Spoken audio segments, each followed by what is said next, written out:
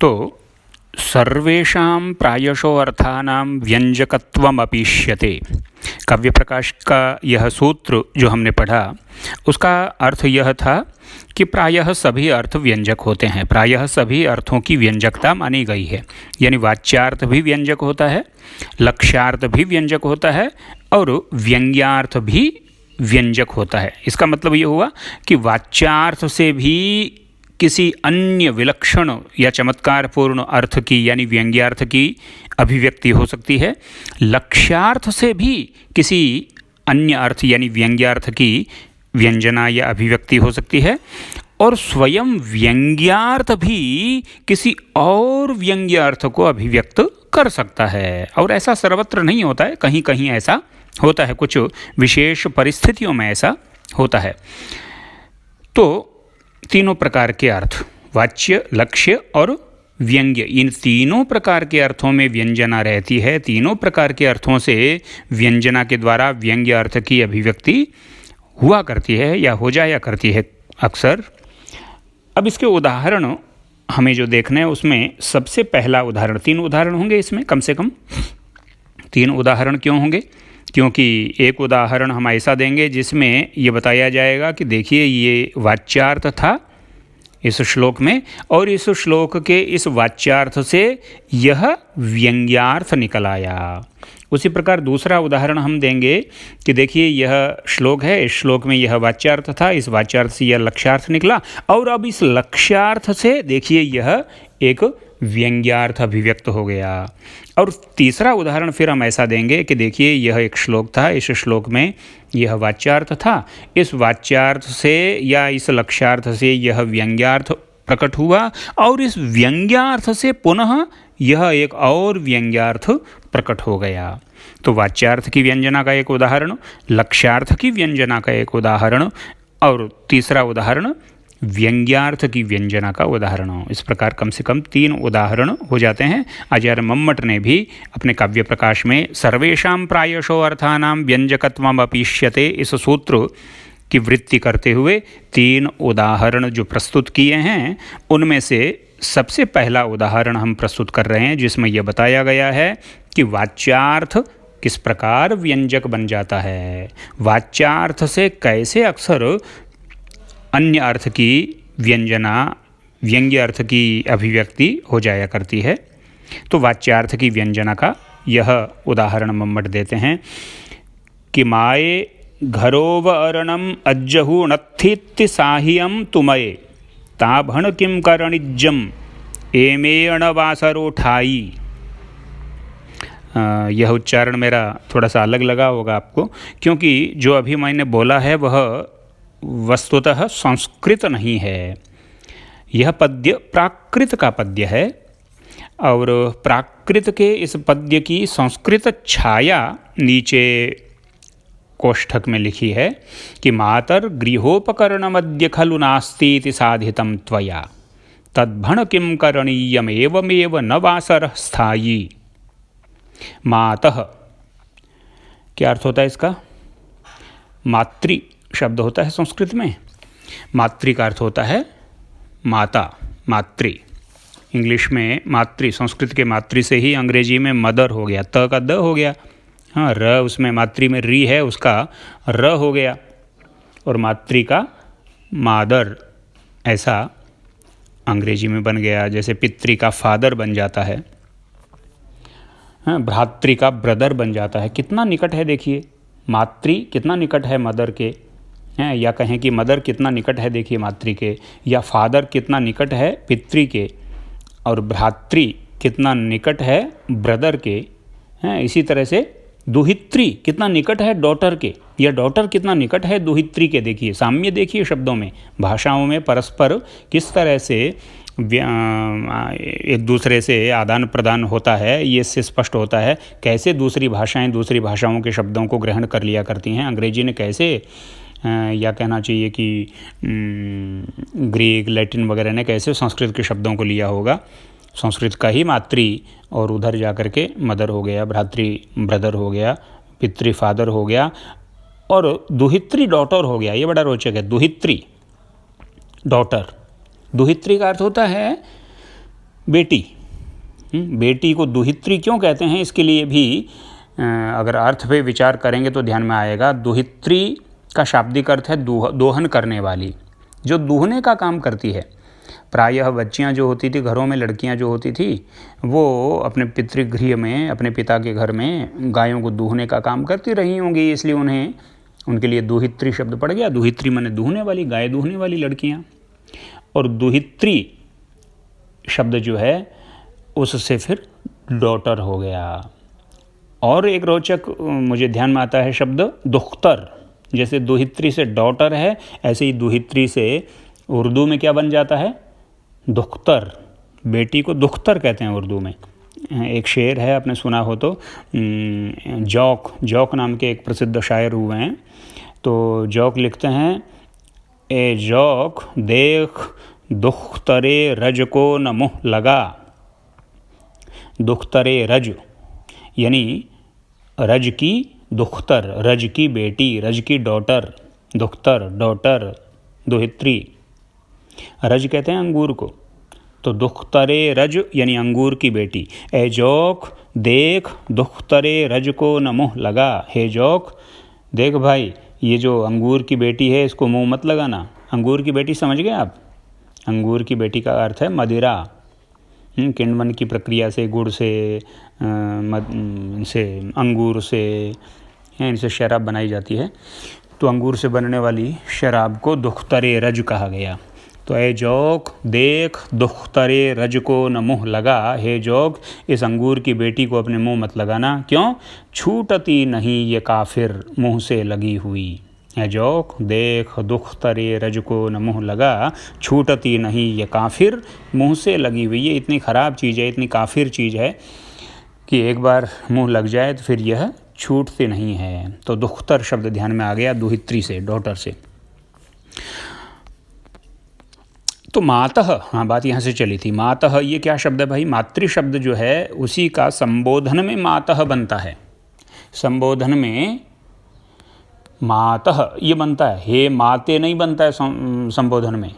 हे माते अक्सर आप देखते होंगे टेलीविज़न पर जो कुछ पौराणिक सीरियल आते हैं, सीरियल कहें, सड़ियल कहें, जो भी सड़ियल देखते होंगे आप लोग भी टीवी पर दिन भर सड़ियल चलते हैं।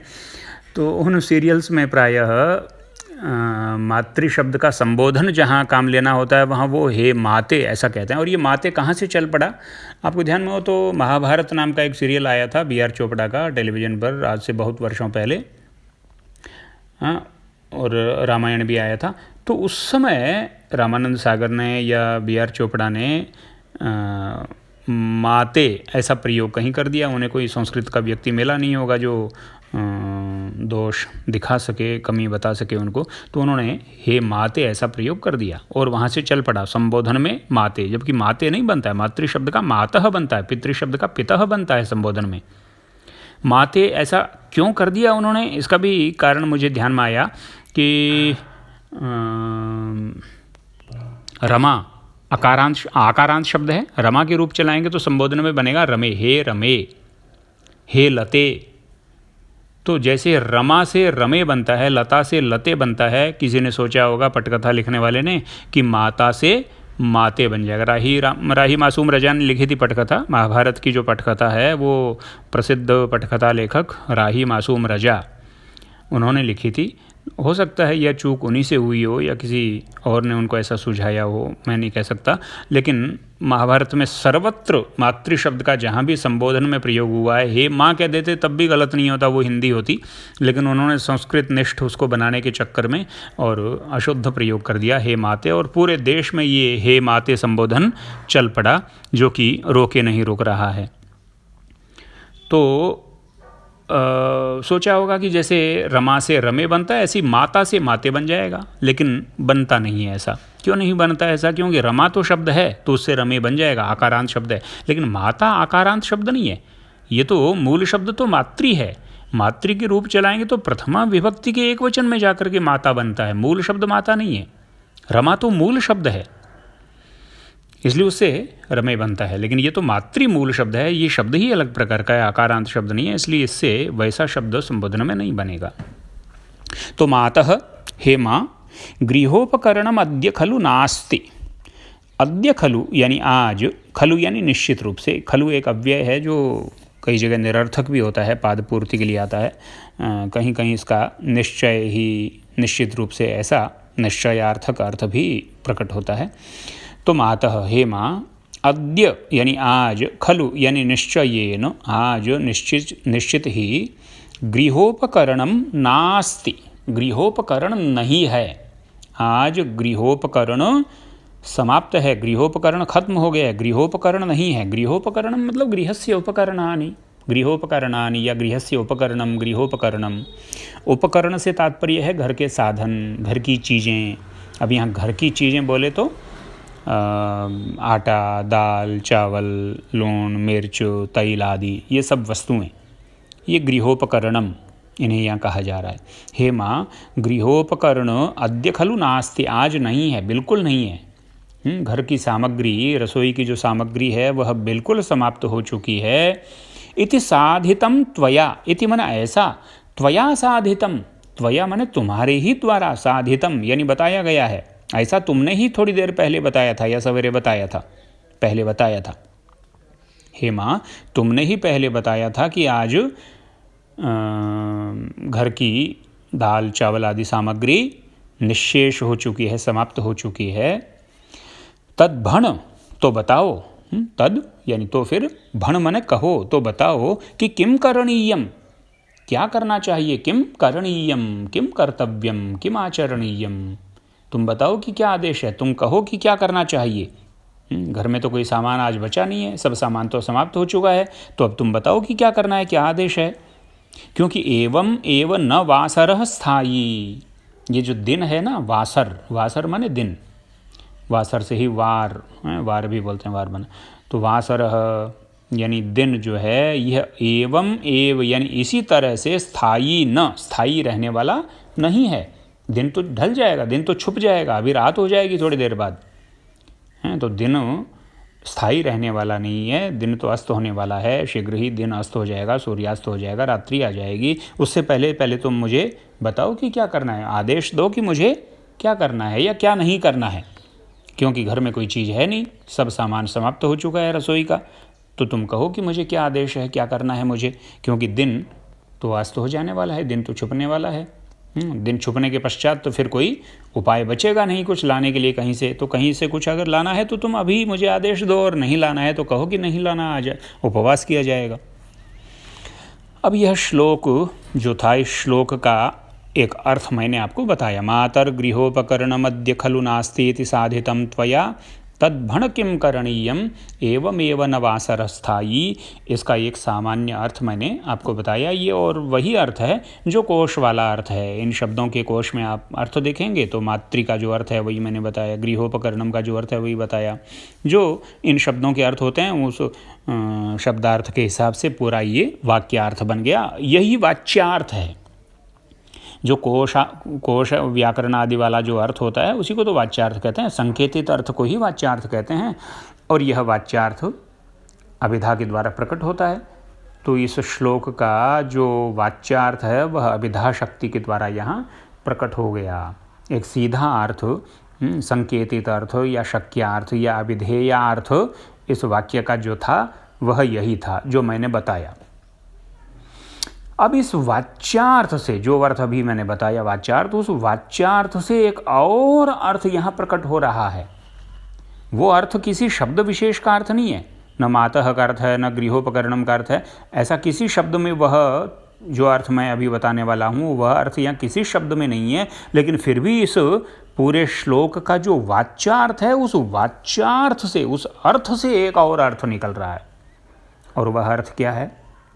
वह अर्थ यही है कि यह जो वक्ता यहाँ है, जो बोलने वाली है, वधू जो बोल रही है अपनी माँ से तात्पर्य यहाँ सास से है। यहाँ प्रसंग से हम जान सकेंगे, जिस काव्य से ये श्लोक आया उस काव्य को पढ़ते हुए और ये जानकारी हो ही जाती है। प्रसंग से पता लग जाता है कि यहाँ पुत्रवधू जो है वह बोल रही है और अपनी सास से बोल रही है। तो वो कह रही है कि हे सासू माँ, घर में कोई सामान नहीं है, ये आपने सवेरे बताया था या अभी बताया था कुछ समय पहले, तो अब कहो कि क्या करना है। क्योंकि दिन तो इसी तरह से स्थायी रहने वाला तो है नहीं, दिन तो छुपने वाला है। यह इस श्लोक का जो वाच्यार्थ है, इस वाच्यार्थ से एक और अर्थ यहाँ प्रकट हो रहा है, और वह और अर्थ जो है वह विलक्षण अर्थ है, वह विचित्र अर्थ है, वह व्यंग्यार्थ है। और वह व्यंग्यार्थ क्या है? वह यही है कि यहाँ जो वक्ता है, ये पुत्रवधू, यह पुत्रवधू स्वैरविहारार्थिनी है।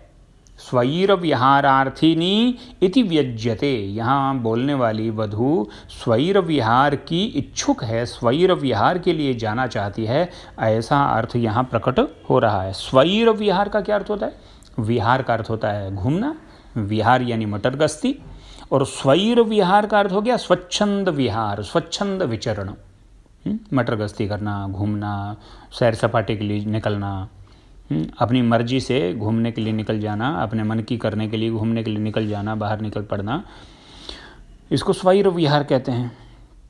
तो यहाँ जो नायिका इस श्लोक को बोल रही है, वह नायिका स्वैरविहार की इच्छुक है, यानी उसके मन में स्वच्छंद विहार के लिए बाहर जाने का, आउटिंग का मन उसका है। वह लॉन्ग ड्राइव पे जाना चाहती है, वह आउटिंग के लिए जाना चाहती है, ऐसा अर्थ यहाँ प्रकट इस श्लोक से होता है। लेकिन ये अर्थ यहाँ प्रकट हो क्यों रहा है? क्या सब जगह ऐसा होता है कि इस प्रकार का वाच्यार्थ जहाँ होता है वहाँ से एक अन्य अर्थ यानी व्यंग्यार्थ प्रकट हो जाया करता है, जैसा कि यहाँ हो रहा है? ऐसा सब जगह होता है क्या? सब जगह नहीं होता है। हर वाक्य में ऐसा नहीं होता है कि वहाँ एक वाच्यार्थ निकलता है, उस वाच्यार्थ से फिर व्यंग्यार्थ भी निकल जाया करता हो, ऐसा सब जगह नहीं होता है। यहाँ क्यों हो पा रहा है? यहाँ इसलिए हो पा रहा है कि यहाँ वाक्य में कुछ वैशिष्ट्य है, वाच्यार्थ में कुछ वैशिष्ट्य है। यहाँ जो वक्ता है, इस श्लोक को बोलने वाली जो वधू है, जो नायिका है, उसका जो कैरेक्टर है वो कुछ विशिष्ट है, उसका जो व्यक्तित्व है वह कुछ विशिष्ट है। यह जो शख्स बोल रही है यहाँ, उसकी शख्सियत में कोई ऐसी बात है जिससे कि यह अर्थ निकल पा रहा है। वक्तृवैशिष्ट्य के कारण, प्रसंग से हम जान सकते हैं कि इसका वैशिष्ट्य क्या है, वो व्यक्तित्व में, उसके चरित्र में वो क्या विशेषता है, क्या खासियत है जिसके कारण से ये अर्थ यहाँ निकल पा रहा है कि ये स्वैरविहार के लिए जाना चाहती है। तो स्वैरविहारार्थिनी है, यह बात यहाँ निकल रही है, और ये स्वैरविहारार्थिनी है नायिका। यह जो बात है, यही बात व्यंग्यार्थ है। और यह व्यंग्यार्थ किस से प्रकट हो रहा है? ये किसी पर्टिकुलर शब्द से नहीं प्रकट हो रहा है। मातर गृहोपकरण मध्य खलु नास्ति इत्यादि जो श्लोक है, इस श्लोक के किसी भी शब्द से यह अर्थ नहीं निकलता कि नायिका स्वैरविहार के लिए जाना चाहती है। तो फिर यह अर्थ किस से निकल रहा है? यह अर्थ मातर गृहोपकरण मध्य खलु नास्ति इत्यादि श्लोक के संपूर्ण वाच्यार्थ से स्फुटित हो रहा है। इस श्लोक का जो वाच्यार्थ है, उस वाच्यार्थ से ही फिर थोड़ी देर बाद सोचने के बाद यह अर्थ प्रकट होता है कि ये नायिका तो मटर गश्ती के लिए निकलना चाहती है, ये तो घर से बाहर जाना चाहती है। कोई प्रोषित भर्तृका होगी, इसका पति कहीं परदेश में रहता होगा, घर पे केवल सास ही होगी, और इसका जो उपपति है, उस उपपति से मिलने का इसका कुछ तय होगा आज का दिन। तो ये बाहर निकलना चाहती है, उससे मिलने के लिए जाना चाहती है उपपति के पास। लेकिन उपपति के पास जाए कैसे? तो फिर उपाय इसने ये निकाला कि भाई सास ने सवेरे कहा था कि किचन में सामान नहीं है, और उस सामान के बहाने से मैं निकल जाती हूँ। तो सास को याद दिला रही है कि सासू माँ, आपने तो सवेरे मुझे कहा था कि किचन में कुछ है नहीं, सामान सारा समाप्त हो गया है, तो अब बताओ कि मेरे लिए क्या आदेश है, क्योंकि फिर तो दिन छुप जाएगा और फिर कुछ भी नहीं हो पाएगा, फिर तो मैं निकल नहीं पाऊँगी। तो यहाँ वक्तृवैशिष्ट्य के कारण से यह अर्थ निकल पा रहा है, वक्तृवैशिष्ट्य के कारण ही निकल पा रहा है। अगर वक्ता में ये वैशिष्ट्य न हो तो फिर ये अर्थ जो व्यंग्यार्थ यहाँ निकल रहा है, ये अर्थ नहीं निकलेगा। जैसे आप कल्पना करें, यही श्लोक इस पुत्र वधू की बजाय अगर इसकी सास ने बोला होता हो तो शायद ये अर्थ नहीं निकलता। अगर इसकी सास ने अपनी बहू से कहा होता कि अरे बहू, तू सवेरे कह रही थी कि किचन में सामान समाप्त हो गया है, तो अब बता कि क्या करना है, तू कहे तो अभी जा कर के ले आऊँ, क्योंकि फिर तो सूर्यास्त हो जाएगा, फिर मुझे दिखाई भी ठीक से नहीं देता है, अभी तो जैसे तैसे मैं चली जाऊँगी, हालांकि घुटनों में दर्द है, लेकिन धीरे धीरे लाठी के सहारे से और मैं जा कर के ले आऊँगी सामान, तो तुम बताओ कि क्या करना है। तो अगर वृद्धा सास ने यह श्लोक बोला होता तो इस श्लोक का जो वाच्यार्थ था, ये वाच्यार्थ तो यही रहता, लेकिन इस वाच्यार्थ से व्यंग्यार्थ कि ये स्वैर विहार के लिए जाना चाहती है, यह वाला अर्थ नहीं निकलता इस श्लोक में। यहाँ पर लेकिन यह अर्थ निकल रहा है, तो इसका अर्थ यही है कि वक्तृवैशिष्ट्य के कारण, वक्ता की विशेषता के कारण, वक्ता की किसी खासियत के कारण, वक्ता की चरित्रगत किसी खासियत के कारण से यह अर्थ यहाँ निकल रहा है। तो वाच्यार्थ से व्यंग्यार्थ की अभिव्यक्ति किस प्रकार से हो जाया करती है, वाच्यार्थ कैसे व्यंजक हो जाया करता है, यह इस एक उदाहरण से हमने जाना। और इससे ये स्पष्ट हुआ कि प्रायशः वाच्यार्थस्य व्यंजकत्वं भवति, प्रायः वाच्यार्थ किसी अन्य अर्थ का व्यंजक हो सकता है। और आगे जो उदाहरण हम पढ़ेंगे उनमें फिर ये बताया जाएगा कि प्रायः लक्ष्यार्थ भी किसी अन्य व्यंग्यार्थ का व्यंजक हो सकता है। और फिर एक उदाहरण पढ़ेंगे कि व्यंग्यार्थ स्वयं किसी दूसरे व्यंग्यार्थ का व्यंजक भी हो सकता है। आज इस कक्षा में इतना ही।